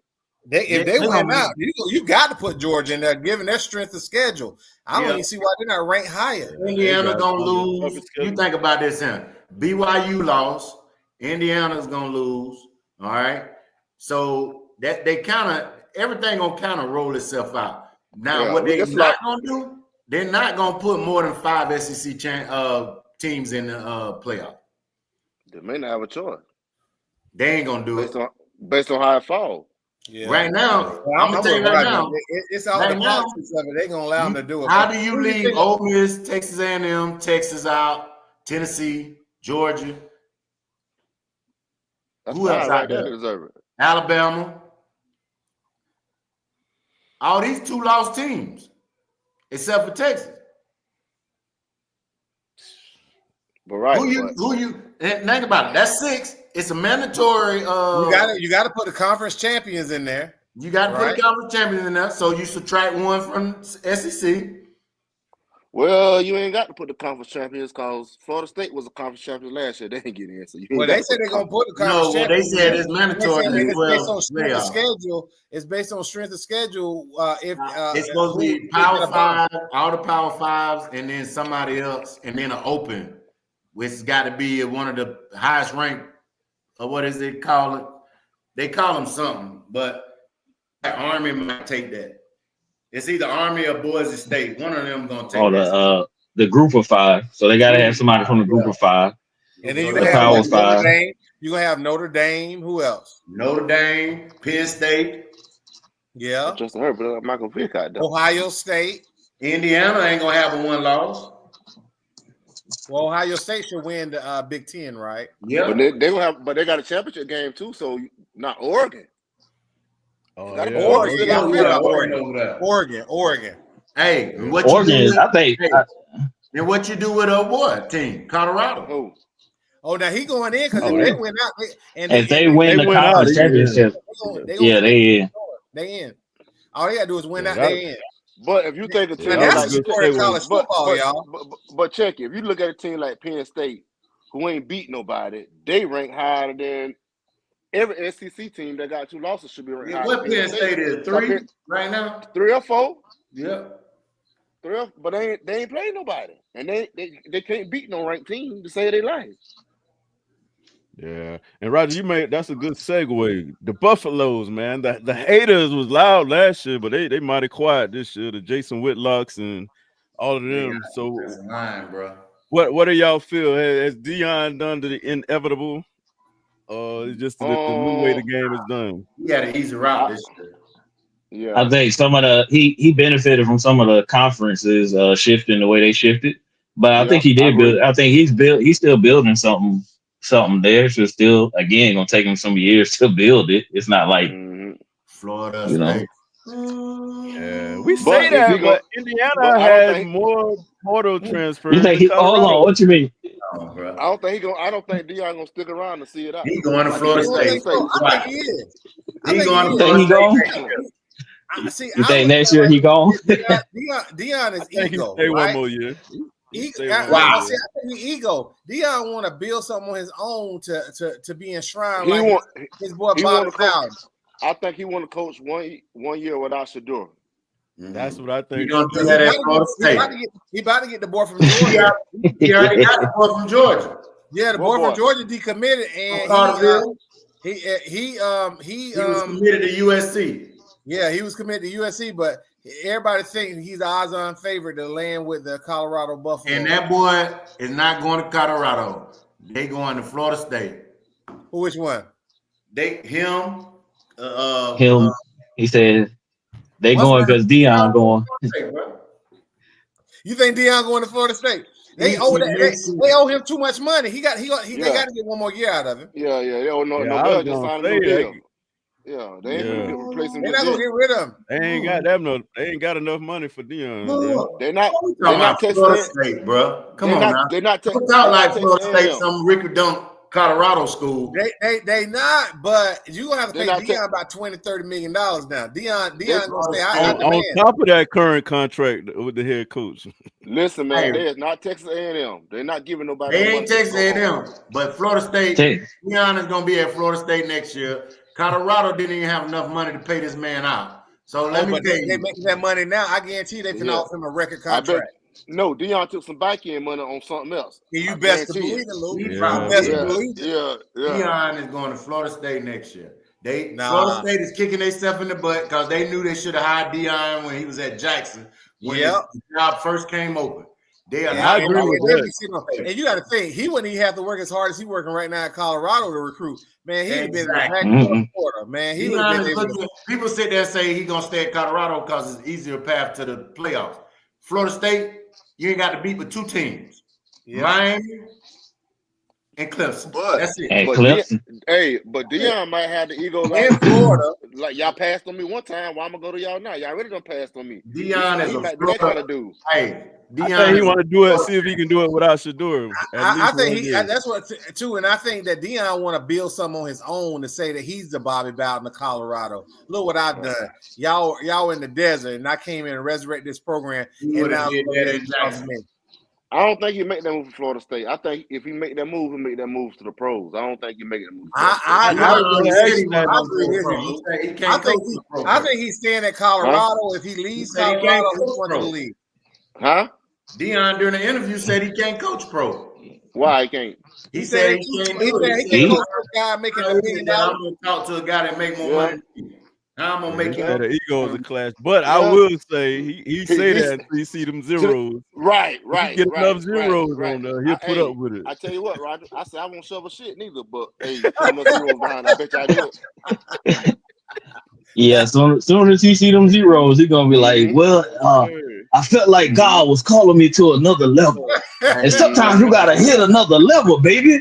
Sometimes you gotta hit another level, baby. Hey, Michael, I just like it too. He said, I sat down and I prayed on that thing. I'm gonna tell you what that first game he gonna have. You gotta move. You gotta move. He gonna have a white sweatshirt with that big Florida State with his gold on. White. I already see how he gonna be dressed with the khakis. Him and old boy going. All of them going to Florida State. I just can't see. It just makes sense. But I got to give him credit. I was down on him. I just feel like he got a better coaching squad around him. I think he's developing the players. And then you must forgot, man. Florida State still playing Willie Taggart, man. they ain't finna get rid of another coach no time. That coach no time soon. Oh, I forgot about that. Let me tell you, they'll be paying coaches $100 million a year. They bring Deion. Hey, Florida State coaches, the highest paid state employees in Florida. you ain't finna pay two coaches, then bring in a high profile coach. Hey, that coach is gone, bro. Florida State gone. They got to keep him one more year. They can get one more year. That Florida coach might have bought him another year after that LSU. He might have. He's a white coach. He's gonna get one more chance. Shit. He's gonna get one more chance. Hey, not down here in the South, boy. We play football. Right. They're gonna give him one more chance. They did. They gave him one more chance last year. He had a good year. The first year he didn't have that good a year. How many years he been there? 3 years? This is, I think, his third. Because he got hired when old boy was at Jackson. He just got a contract extension though, and I don't think it kicked in till I think this might be the first year it kicked in. Yeah, man, ain't going nowhere. Man, they still paying Taggart. They're gonna keep him. They're gonna keep him for a little while. Man. Y'all know they still one more year, Taggart, right? That's what I just said. They're still playing Willie Taggart. That's why they ain't gonna change coaches. Let me ask y'all this one though: if Georgia meet Colorado in the championship, who you pulling for? Hey, I'll pull for the underdog, but Georgia gonna mollywop Colorado. Hey, man, when it comes to that damn Deion, I'm pulling for the Bulldog. Listen, I'm gonna say this, and I gotta drop off, get everybody ready for bed and whatnot. But I'm pulling for Georgia. I pray for Deion afterwards, and I listen to his speeches and imitate his voice and all that good stuff. But hey, when it comes down to it, baby, I just gotta say, go dog. Yeah, I'm a Bulldog through and through. That loyalty don't waver for nothing or nobody. Yeah, I'm a dog. How Deion said, I'm a dog. Hey, Michael, tell her congratulations. And if she need any information to navigate the Air Force, let her know. Just tell her, give me a call. Oh yeah, most definitely. You know the ins and outs. I let her know exactly what not to do, what not traps, because what she's going into. It's going to be a big culture shock for her. Yeah. And be careful out there in Texas, man. These people on something new around here. Yes, sir. Man, I go to Texas. I go to Texas every weekend, man. Y'all before the election. Yeah. And look, I'm gonna wear my MAGA shirt up under my regular clothes. So if somebody act crazy, I'm like, hey man, we good. Hey, I thought I was gonna need one in South Carolina. I started to pull over and get one, keeping the car. MAGA hat. Yeah, your head gonna burn out. Your whole head gonna turn to a blister. Yes, sir. South Carolina is the place where you need to be worried about. Texas, they've been that. Hey, they've been that. They was MAGA before MAGA. Pulling up to the end of the show. Safe travels again, Michael, man. Congratulations. Much love to you and the family. But Slick, what were they thinking? You said you had a couple of them. My two, what were they thinking was Shannon Howard and Edmund Richardson. What were they thinking was hyping us up that Kamala was going to win this election. All right. First of all, they kept trying to say that this lady was this breath of fresh air. Wrong. They also kept saying that the party got energized because she did billions of dollars in things and had these phone calls. Wrong. I knew better. I knew that the country wasn't ready. I knew that these people weren't ready. As much as we look at America as this country that is built on Christian principles, they have showed us that it wasn't. That is not the case. We are a selfish country. We only think about our things that impact us directly. Most of us don't even reach back to our communities. Most of us don't care if our communities go. I know it sounds like me, but that is not the case. I'm a very advocate person in my community where I stay at the present time. I do reach back home, but I can't take a horse to the water. All right. And my co guys, they have big hearts. They have a lot of love and trust in people. I don't have it. I have that, and I already knew. And we are in bigger problems. While y'all talking about the next 4 years, you need to talk about the next 12. We as a Democratic Party are in trouble. And we have to me, I feel like we need to break this thing down, blow it up, maybe come up with a third party, but they no longer represent what my interests. The Republican Party don't represent my interests, which means I'm lost right now in political world. And to be honest with you, I'm saying that from the heart. I'm always vote for my people, but we as a political party, especially the Democrats, we have to regroup. That's all I got for tonight, fellas. Well, I was thinking correctly, but I'm an internal optimist, and I felt that she had a great opportunity to win, which she did. Of course, if you look at turnout in our community alone, if we would have came out at a little higher rate, she could have prevailed. But we know there are some structural issues that we must deal with in order to rebuild the party and to regroup for 2028. I remember this back in 2004 when we thought that John Kerry was going to win into election, measuring drapes. And George Bush won re-election, and we were all devastated. So we've been here before. And 4 years later, we got Barack Hussein Obama, who came on the scene and won the presidency. So all hope is not lost, because I firmly believe Donald Trump is going to overplay his hand. And by overplaying his hand, he's going to mess up. He's going to F around and find out. And the Democrats going to take back control of the Congress and and the presidency in 2028 because of his stupidity. Yeah, and I tell you, bro, I called you and said, man, you was right. I was an optimist like Edmund, but I also underestimated the whiteness of America. Like, there's still a stronghold of people, like you even said, America's not ready for a woman, more or less a black woman at that. Right. So I totally underestimated the racism, the misogyny, where people were put a sexual assaulter in the office because they're worried about their pockets and their proximity to power. So you was right. You was right. You know what else I think too? The old white man will beat the woman, whether she's black or white.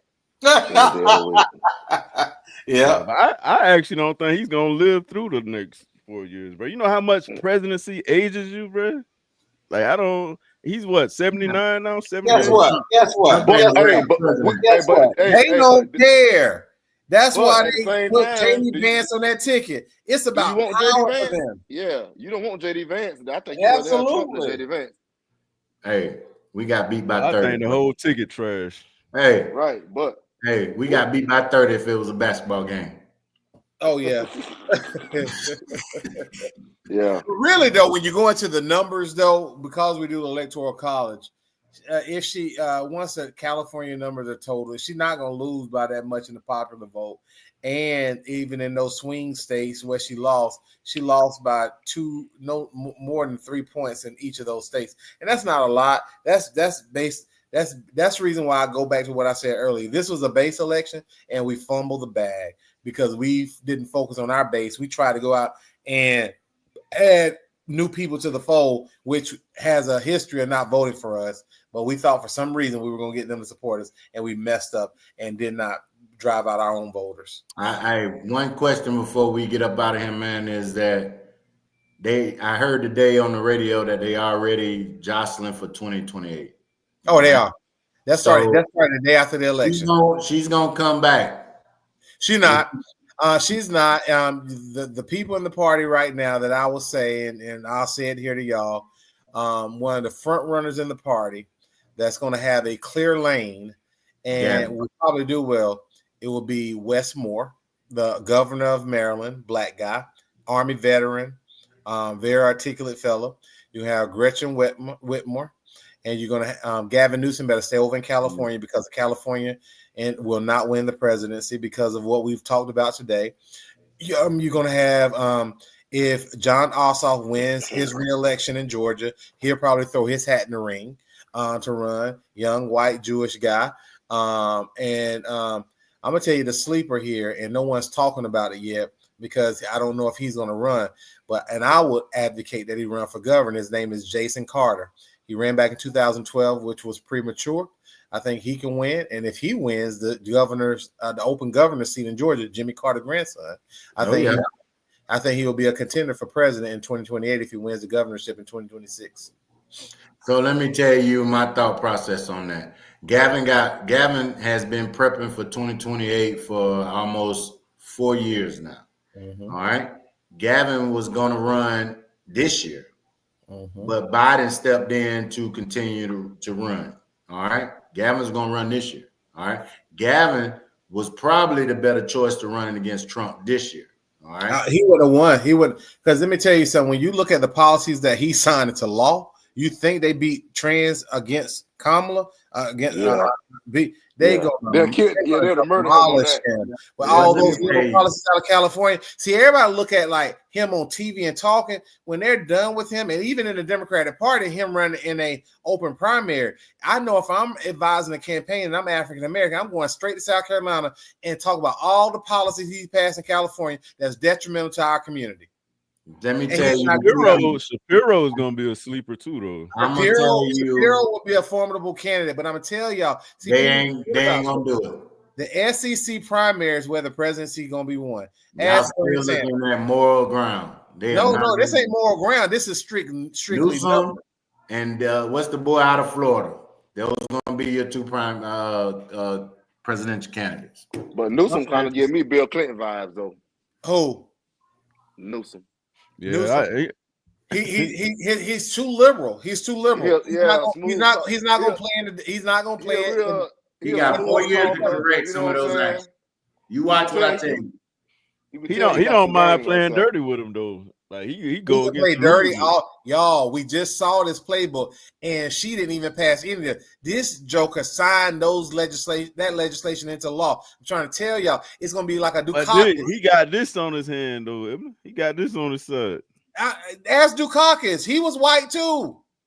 No. Ask John Kerry. He was white too. They labeled him as a Massachusetts liberal.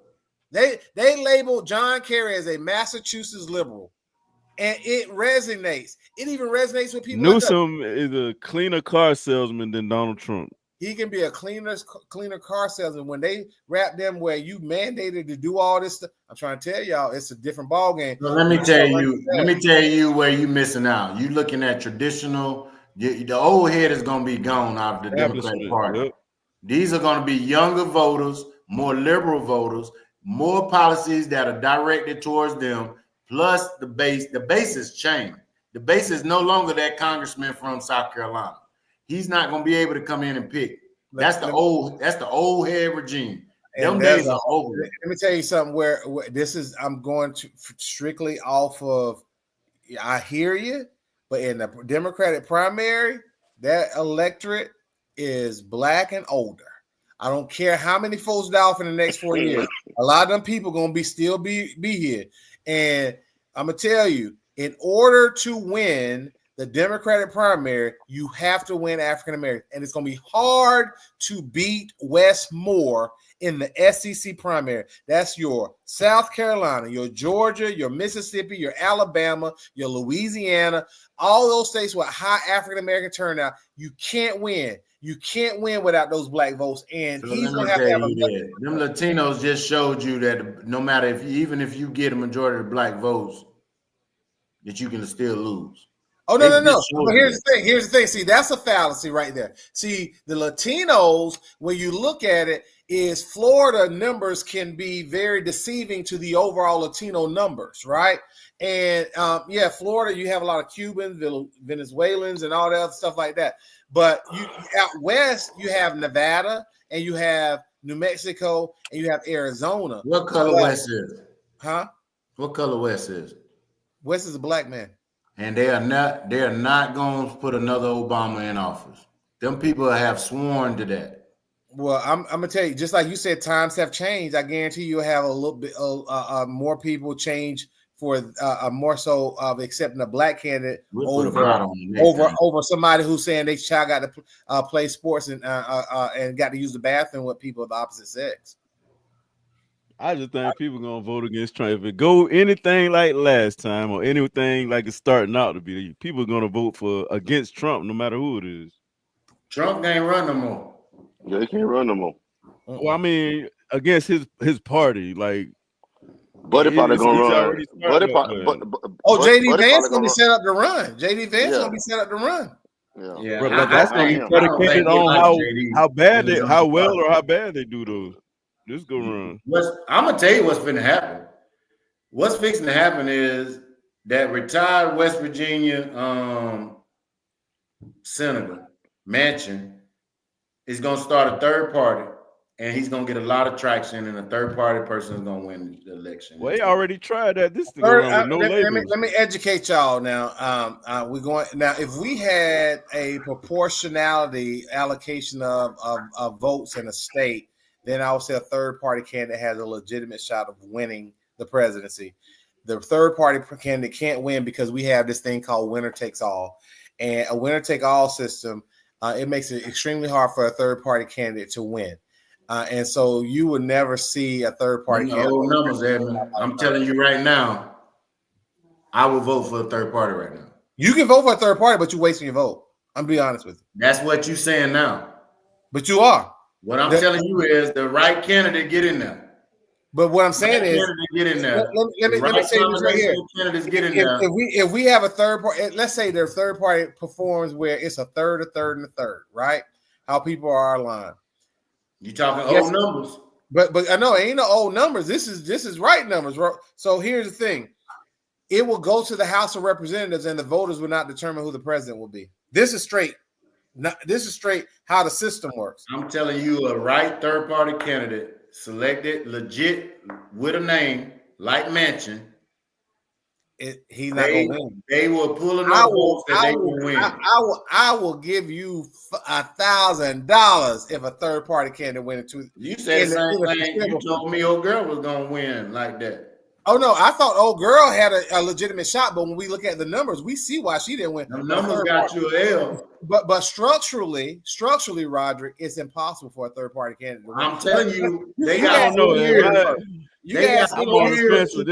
More and more people are decommitting from Republicans and Democrats. More and more people are becoming independent. There you go. And I'm telling you, let me tell you something. Let me tell you something about this, Shannon.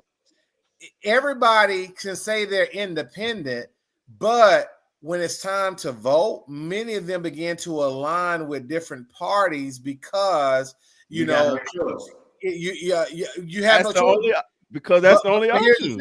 Here's the thing with a third party candidate, they're all over the place. You have a third party candidate that's a Green Party. I'm not talking about you talking about traditional third party candidates. What I'm telling you is with the way the political landscape is set up right now, people are looking for a legit third party candidate. And I'm telling you right now, what's going to happen? They got 4 years.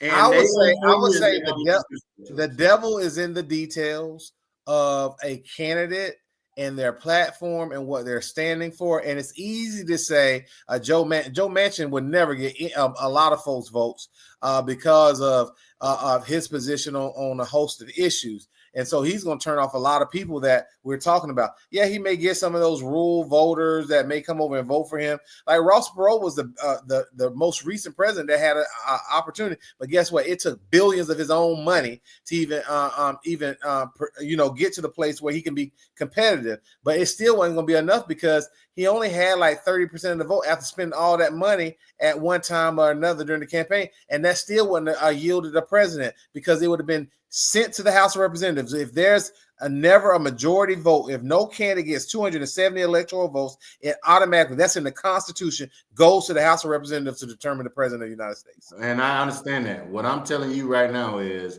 that the traditional way of looking at politics is fundamentally getting ready to change. These guys are smart. They are looking at the Constitution, which is an outdated document, and they are putting today's plans and procedures in place, and they are tearing that document up. Like they found that clause about recess. You know what I'm saying? No president has ever used that. But guess what? Trump has always been the person that says, I'm trying something new. These people and these kids are different. They are different, and they're looking for different. I think my kids gonna talk to y'all because we just did. My kids and I have this. We do this every year, and the same conversation came up. But they actually did the research.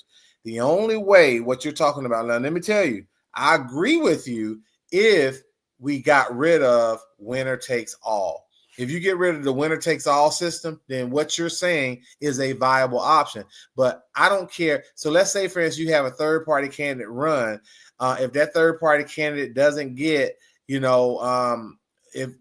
they don't get a majority of the vote in that state that they run in, they don't get any of the votes. But if we have proportionality where you got 30% of the vote, you get 30% of the electoral college votes, so on and so forth for every state, then you have a legitimate shot to win, but you don't in this current setup. And there's no way to change it unless every individual state goes and start doing that. But those smaller states are not going to do it because it's not in their best interest.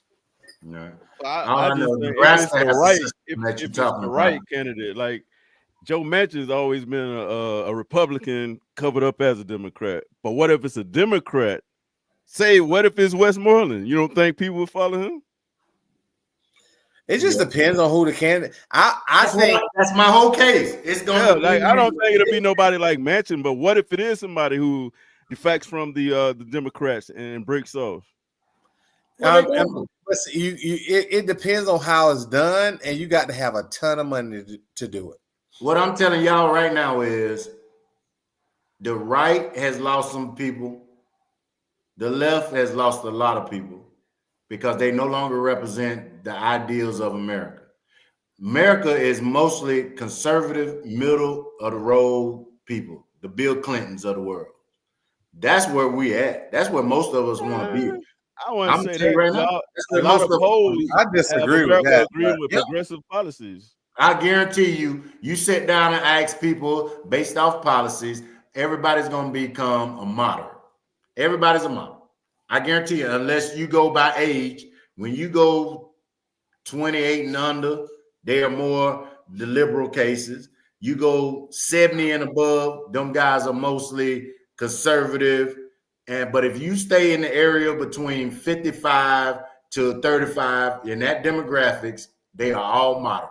I will say this right here. I would disagree with those numbers a little bit. I think that the majority of America, probably a super majority of Americans, are liberals economically and conservative socially. Well, I would say, a good portion of the country is conservative socially, especially in our community. But even that is changing, to be quite honest, within the African American community as well. The younger our community gets. So, I just think that, progressive policy, because if you poll every progressive policy that Democrats run on, it's extremely popular until you put a person name on it. Just like prime example, Shannon talked about Obamacare. Most white folks, I remember watching a interview with this person who said, they asked you, do you want to get rid of Obamacare? The person said yes. Do you want to get rid of Kentucky Care? It's like, no, we love Kentucky Care. Well, do you realize protected care is affordable care? So a lot of this stuff is still structurally and racial. And our policies kill us. All right. So you're asking a company to pay you $20 an hour, plus provide you health care and benefits. Plus, when them benefits include time off, holidays off. All right. That's a lot of stress on the company. All right. Regardless of what you say. Now, as a company owner, I say I have liberal policies. So I got to play by law. I got to pay for your over 40 hours. I got to pay for your health care. That money has to come from somewhere. So guess what? I can no longer pay you $15 an hour. You get what I'm saying? I have to cut that somewhere. So most people understand that, except for the young guys or whatever. But most business people understand that. So guess what? They are opt to be more on a conservative level of, hey, healthcare is more important. For a 25-year-old, he's gonna say no. Money in my pocket is more important. But see, I think you have to balance the two, and that's the reason why you have to have policies that give small businesses tax breaks in order to afford that. Because I don't think you can you don't have to shortchange workers in order to help small businesses. And I think that's we in America oftentimes we think about this as winners and losers, but there's a way that everybody can win, because that's why have somebody work those tough jobs at Rotary and all this, only paying these people $10 an hour when they can have more. But here's the thing: what's your bottom line? Are you having windfall profits like many of these corporations are, and then doing stock buybacks from your company, etc., and you're not passing some of these winnings on to your workers? Those are the things that many of us that consider ourselves progressives have. Like, we understand what it's like to it's tough running a business, but you don't have to shortchange your workers at the same time either. Well, first thing they did was they changed the definition of middle class. They also changed the definition of small business. Rotary is not, to me, a small business. You know what I'm saying? So what I'm talking about, if I go out right now and open up a restaurant and I got guys that's in there paying $40, doing 40 hours, by law, I have to provide them some type of health insurance. Okay. On top of that, I also got to provide them with a decent living according to, let's say, liberal policies. Okay. Let's say I start them off $15 an hour. Okay. Now remember, I have what is it now that you got? It's over 20. I think it's over 20 employees you got to provide them health insurance. Yeah. Or you can pay the Obama tax and just and have they can buy insurance on the exchange. You just pay the tax and they buy it on the exchange, which is the benefit of Obamacare. Yeah. So what I'm getting at is that go back to that small business owner and the things that I'm trying to accomplish. I want to make a profit myself. I'm not an advocate. I can't sit here and be a what they call it, a caregiver or whatever you want to call it. I can't just give charity out. So I'm there to make a profit. I'm also there to set a legacy for my family and take care of my family. So those policies have to be balanced to enough to where they are not hurting a small business. What I'm telling you is the Republicans changed the definition of what they consider, what they call small business. They changed the definition of middle class. Everybody knows if you make over $250,000 a year, you rich. I don't care what you say. You're rich. Not if you got $190,000 worth of debt. That's on you. Hey, a lot of people make a lot of money, but a lot of people accrue a lot of. But that's self-inflicted. You can make $20 an hour. Bro, when I was at the bank, some of the who got the highest paid people had the worst credit and had the most debt. Because they spend money. That's self-inflicted. To me, that's the same as you walking your ass in there, signing for a loan, knowing it's 50%. They got this TikTok that's going around. Then the lady bought a car. That dude said, "How much you pay for this car?" She said $348 a month. He said, "How long you financing?" She said 372 months. I had to get my calculator out. He paid $100,000 for that car. That's just straight up. I ain't even talking about interest, bro. You know what I'm saying? So what I'm telling you is that it's so confusing about the number is a line. If I make this much money and I spend that much money, I might as well not even have a job. Because all I got is stuff in Right, but debt. that, like we talked about, that's you. Not everybody has the same principles. And then what is the average of everybody's principles? Everybody doesn't move the same way. Everybody pay paycheck to paycheck, bro. I was always taught to have 3 months base pay minimum in your savings account. That means whatever you pay, whatever how much money you gather in for the month, you should have that 3 times in your savings account, just in case you lose a job, something come up, etc. All right. What most of us do is we calculate future income. When I say we calculate future income, let's say you're a person like myself that get a standard check every month. All right. So it's pretty much safe to say that I'm gonna have my retirement and my disability. All right. I also am a contractor. I have based off, you only get paid for work when you're in contracting. All right. It's salary pay, but if you don't work, you don't get paid. So that means if a hurricane come and tear down your facility and you're not allowed to work, the company don't have to pay you. You either take leave or they do something called leave without pay, but they don't have to pay you. All right. So what I learned was I got real money on my left side and I got projected money on my right side. So guess what I did?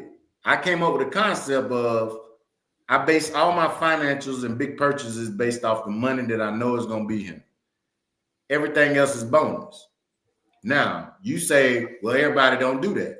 Well, maybe everybody need to start doing that. Yeah, but financial literacy is learned. If your parents never did it, the parents that before them never did it. If it's not passed down, then you don't have principles that are passed down or that are learned unless you get in a circle that teaches you that. Or go to college and learn that. So that's why I say you're different. You're an anomaly. Edmund's an anomaly. I'm an anomaly. Not everybody that grew up with us have those same principles where they're conservative enough to take the things you have. And to me, I look at case studies like you're talking about the minimum wage. There are case studies out there where people have raised the minimum wage. I forgot the company. It might have been California, where the CEO took less and paid every last employee $70,000 a year. Was it Google? No, it wasn't Google. They weren't Fortune 500, but they were pretty wealthy. But they raised their profit. They raised their profit margins because they did that. There's restaurants that have done that in California where they raised the minimum wage up to $20 an hour. They actually made more. And to me, as a business owner, you're also being competitive in a capitalistic society. You can't just sit there and say, okay, I'm used to making this when other people may be doing the same thing you're doing. You're in competition. If you need to pay your people more, you need to do more to bring more business in. Oh, trust me. That's how I look at it. Trust me, I'm part of a company that's going through that type of stuff. But what I'm saying is that we have to be careful what we ask for. That's why I was never a Bernie Sanders person. Everything has to be paid. I believe in that. Everything has to be paid for. It is, but what is the return on investment on stuff like that, though? Well, I can tell you this. Some of the programs that we have developed, welfare, WIC, they were not designed for you to live off of. True. They were designed for temporary help to get you to another position. But that program now has been so messed up that it makes sense for you to sit home on your ass because you make more money.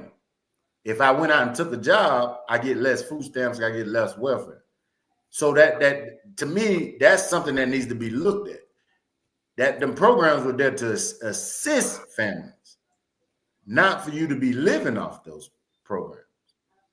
Now, that's a small part of that trough that I was talking about. Right. I'm not worried about it. A lot of it's circumstantial. Like inflation has outgrown livable wages for 30 or 40 years right now. If companies aren't paying a livable wage, then you can't expect people to be able to do like the things you're talking about. And it depends on where they're living. the median salary range of those areas, the opportunities in those areas. Like, it's so much goes into that. How was the economy for you the last 2 years? The economy for me the last 2 years pretty good. Hot dog? Huh? I've been sustainable. Like, I made more money each year since the pandemic. I bought my house this year, and my student loans forgiven. I feel pretty good. Yeah, I mean, I can go down and look at anecdotal thing. I got an 848 credit score. Yeah, wife has a new car. House is done. But you know what's funny? Y'all the biggest advocates of the economy was hurting people. Huh? You always talk about how everybody struggle because of the economy, et cetera, et cetera. But every time I ask you, you seem like to me you're doing good. Oh no, I'm doing good. But for the people who did not, okay, here's the thing. For the people that you just talked about and described, I still have a heart for them, because those are the people that are really hurting in this economy. The people that are working those minimum wage jobs, or those not high income jobs making $15, $16 an hour. For them, the economy is hurting them much worse. Yeah, we have to see. I got to feed 2 grown jokers. Eat like grown men. Yeah, my grocery bill has gone up, but I'm not starving, and I'm not hurting like a person whose income is $14,000 a year, who has to pay those same grocery prices. All right. So hot dog. And my thing is with that, I mean, I look at where I am now, but this is where I want to be. Yeah. I want to have more than what I have right now. Absolutely. I'm not good until my parents are good, until I can call y'all and say, hey, bro, come go here with me. Everything's paid for. That's what I want to just look at. Okay, so let me ask you something. 20 years ago, you had a job, right? Yeah. 20 years ago. You probably the ideal is you probably make more than what you make right now, correct? I do. Well, no, I make more now than I made. No, depending on the. I was just getting into the market, bro. I was so it was some bridges, it was some stepping stones. You came into the workforce. You didn't like where you was at. You either got educated or you moved on up the ladder, correct? Mm-hmm. Yeah, I mean, a lot of stuff is performance based. How well do you do? Do you excel at that position you're doing? But you work for that. You made yourself better. You got educated. You got the right certs. You got the right training. You kept moving, correct? I came in with the degree. Nobody gave it to you. Cert, but I had to perform. I had to exceed performance levels in comparison to my peers. And when promotion comes up, they look at who's up for that position. So that's right. How a lot of corporate work. You made sure your certs were good. You made sure your education, your performance, everything was good. Teacher of the year, you just they just didn't hand it to you, right? No. You just didn't go in there for 8 hours, did your lesson plan, and move on, right? No. You had to put in some extra work, right? Yeah, always. You had to do all that again. What I'm telling you is that you guys deserve to get where you're at because you didn't stay still. Yeah. You got it? We got some people that are staying still. They're comfortable where they're at. But see, if you ask me, that's the problem with the economy, that we have to bring these people on, even these folks who are call themselves the white working class. Our economy don't support the type of lifestyle they want to live. See, back 20 years ago, or even 30 years ago, you can leave high school and go work for a GM plant and make $80,000-$90,000 a year by the time you retire and be okay. Those days are gone because our economy is such smarter and education is so plentiful. It's cheaper to send those jobs overseas to make, but everybody don't want to have that grown person conversation. And those jobs are not coming back. You need to retool, go to technical school, get you a trade. The industry of the future is STEM, science, technology, engineering, math. If you're not there, you ain't making money. Hey, but until you figure it out, I'm gonna pay your student loan bill. I'm gonna help you pay the discount for you to get. But see, the people that we gonna cover your property taxes. People like us who are educated. Light bill. We gonna cover your property taxes. Hey, even though the value of your home impacts the value of my home. Hey, but them property taxes will earn. That's the benefit of me doing 20 years. If the construct of the society wasn't the way it was, then we wouldn't have to go to college the way we do and get in debt. We don't have to go to college. I know a high school kid right now. I know a high school kid right now that's doing welding, and he's making $45 an hour. Even with that, now that's gonna be if they do the get rid of the Department of Education, even trade school is gonna be impacted. Trade school is not free. This kid is $45 an hour. 18. This kid Trade is 18 school years old. is not free. Did he have to get aid to go to trade school? No, it was part of the high school. In the start of the high school curriculum, you can pretty much go for free. Hey, it was part of the high school curriculum. Yeah. This kid walked up and didn't. And you know how I met him? I met him one day. I was at the school, and my son said they signing up for summer school. He said that kid right there quit school. He quit coming to school 6 months ago. And I said, man, why would he wait till his senior year? Yep, too many of us living above my means. But this kid was making $45 an hour doing welding. He came back because his mama wanted him to finish his high school diploma. So he come back and went to summer school and then finished. But that boy making $45 an hour and ain't finished high school pretty much, ain't go to college. So his job's out there. The problem is, and I'm gonna tell you, the problem is people are making bad choices. One of my degrees that I got probably would have cost about $75,000. The job only start off in some areas at $30,000. That's a bad choice that I made. That's not a good return on my investment. How many black go to you just said it, though. It's a choice. You don't have to go to that. That's a bad choice. I mean, it's a lot of people who went to school, got a degree, but they're in a totally different field, making more money than their degree starting point.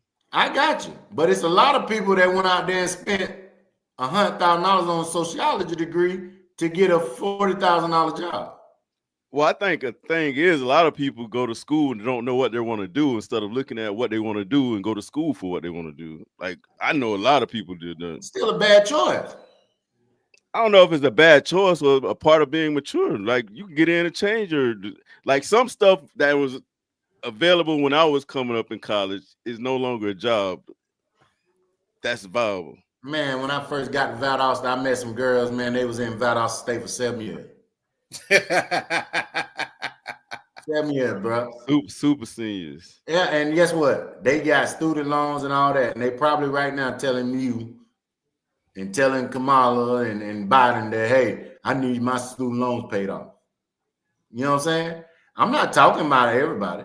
I'm talking about you can't lump everybody. You can't have one law. Yeah, but you can't lump everybody in the ones you're talking about either, though. So there's a balance to it. I got you, but I have no problem with sitting there paying off Edmund's student loans because Edmund is a contributor to society by going in and being a teacher, a government official, a police officer, a fireman. I have no issues with that.